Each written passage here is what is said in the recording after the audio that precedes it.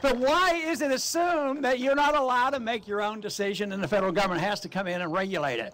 What we need in this country is a much greater determination that what we demand is we demand that we legalize freedom.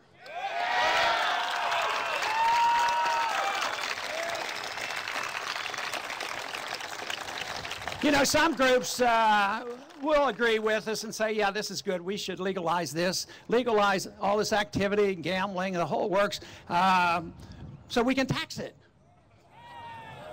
And then there's another group that wants to prohibit it. Why can't we have this third option of saying, just allow people to do what they want, neither tax it nor prohibit it?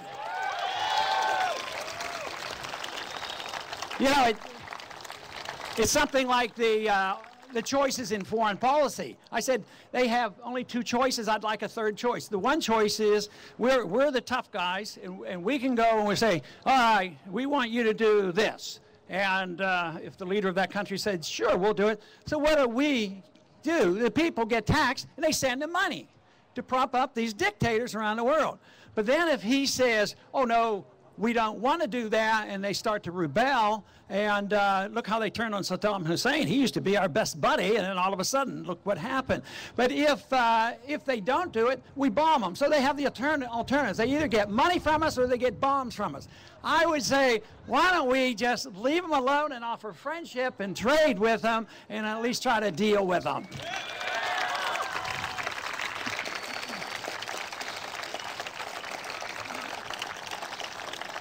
But I'm sure you'll be glad to know that Congress is very much against people lying. Did you know that?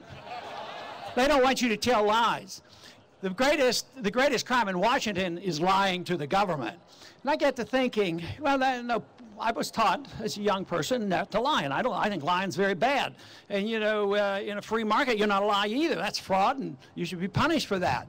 But in Washington, they do things they shouldn't be doing, and then the whole issue comes to be on whether or not they've lied. And I think of Roger Clemens. Now, what in the world would the founders of this country think that the members of Congress called hearings, puts a guy under oath, finds out what he takes into his body playing some sport? I mean, we have no authority over that. Now, it might not be a bad idea to have rules against it. And if we have a professional baseball player or football player here, you should participate, sign your contract. I'm not going to use drugs. They should have the right to enforce it. You should suffer the consequence. But for Congress to come and say, you didn't do this, you broke the law, you just lied to us, and now you're going to jail. Then you wonder about, has government ever lied to us? What should we do with them?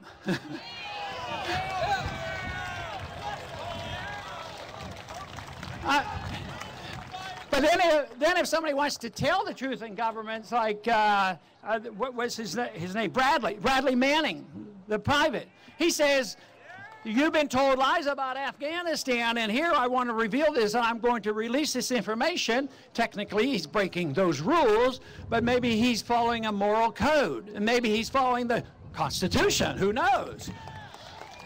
So we're going to put him in jail as well, and yet the people, and there were quite a few, and they weren't all in one party, that lied us into Iraq and lied us into Afghanistan and keeps the lie going, and keeps the lie going that the war has just ended in Iraq, or practically at end. Now, you know, we should revise that code that we have in the Coinage Act of 1792. The founders didn't like counterfeiters. I mean, they didn't have many laws, federal laws, but one was don't counterfeit the currency or a public document. So they didn't want counterfeit money. So, but they put the penalty as death if you counterfeited the money. Now, if we revived that, the Fed would be in big trouble.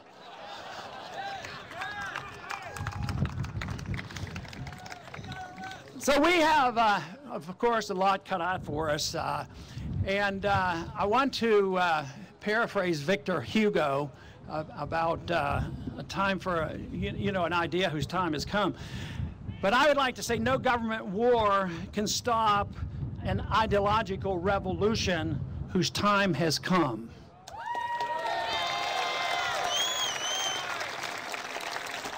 So all these wars on us, the wars on our liberty, the wars on our economic well-being, the wars overseas, but now we have an ideological revolution coming.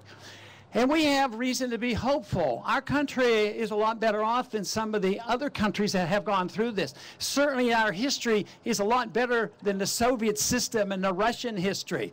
They haven't had real good examples of property rights and sound money and civil liberties, and we have. So it's not that complicated. You know, if we really were determined, although it's not a perfect document, but it would really help us, why could we just start using the Constitution again?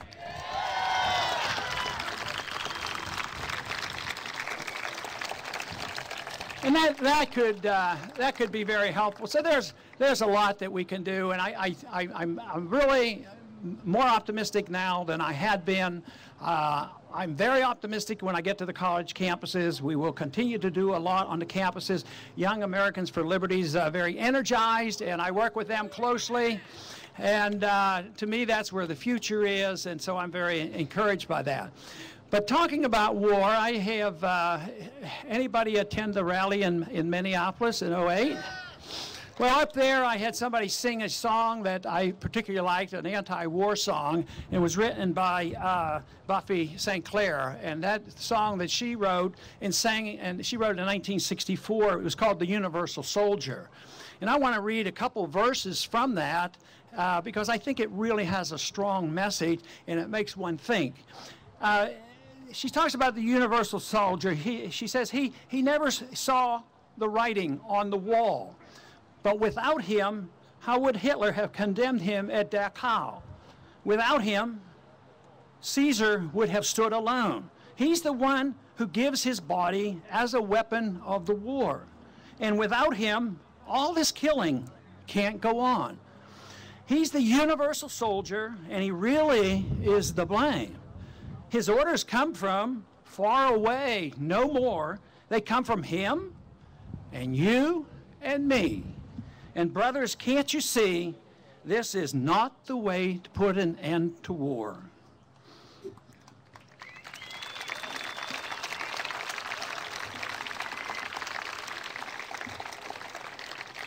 Now, one year later, the only part about that bothered me a little bit, obviously I like it, is putting, you know, the blame on the soldier.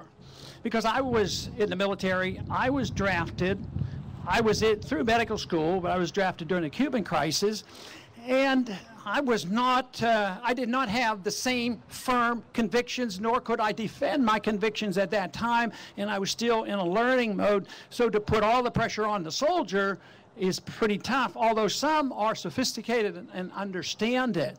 But she also pointed out that it's not just the soldier, he has responsibility, but ultimately it's you and me. We all have the responsibility, and of course we know the Constitution is very clear. We wouldn't be in these wars if we forced the Congress to declare the wars. Now there's 1 year later, Phil Oakes wrote a song that you may have heard. The name of the song is I Ain't Marching Anymore. And a couple verses there. He says, for I flew the final mission in the Japanese skies, set off the mighty mushroom roar. When I saw the cities burning, I knew that I was learning that I ain't a-marching anymore.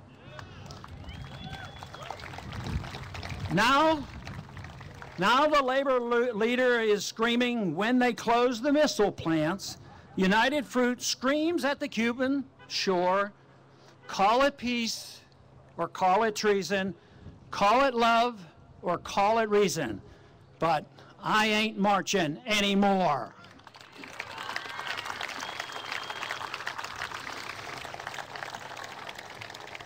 I don't think we should march in those government wars that are illegal and attack our liberties, and eventually there might be a lot more physical attacks on the American people. So we should not be marching in those wars. But we as individuals and as groups, as we get together in political actions or education, as teachers or whatever, in the ideological struggle, yes, we are marching. And our marching is getting stronger. And those who are marching are getting much more numerous. So that is what encourages me so much, because I am firmly convinced that the principles of liberty are the most important thing that we can do. You say, oh no, my religious values are, my intellectual. No, liberty is key, because it is under liberty that we're allowed to promote our excellence and virtue. That's what life should be all about, in my viewpoint. But what we have allowed our government to do is to take over that moral responsibility of making us better people, or making the economy fair, or telling other people around the world that they should be like us and have a democracy. So we're making these assumptions. Every time the government assumes responsibility to be a nanny or an instructor to tell us how to live and what to do, no matter what the motivation is, they can't do it without undermining liberty.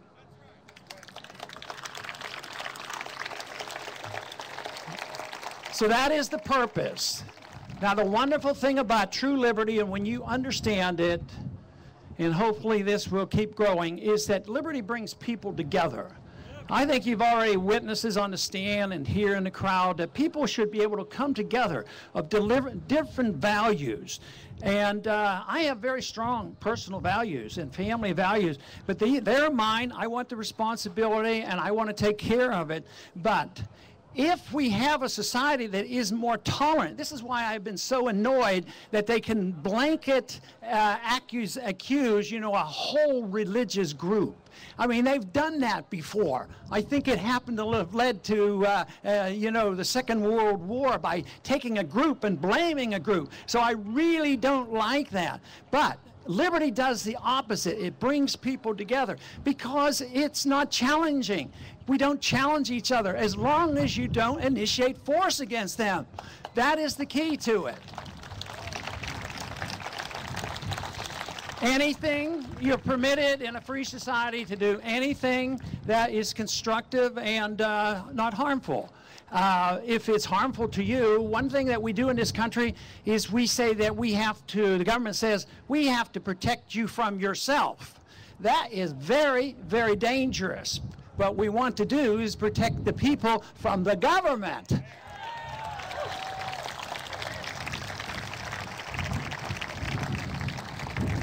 So there's every reason for us to be optimistic and energized. We still have freedom enough to come here. We still have freedom to get certain people into the Congress. This Congress is going to change.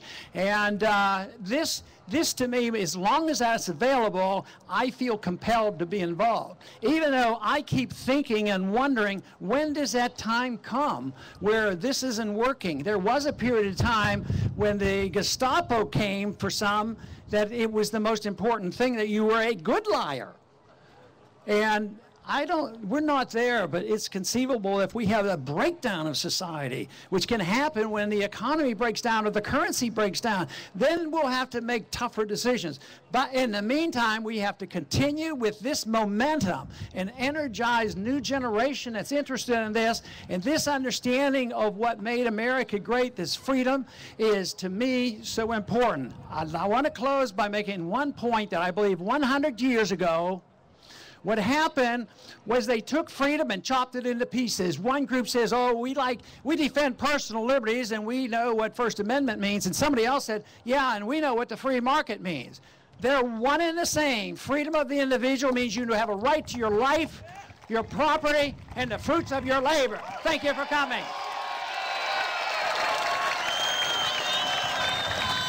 Thank you.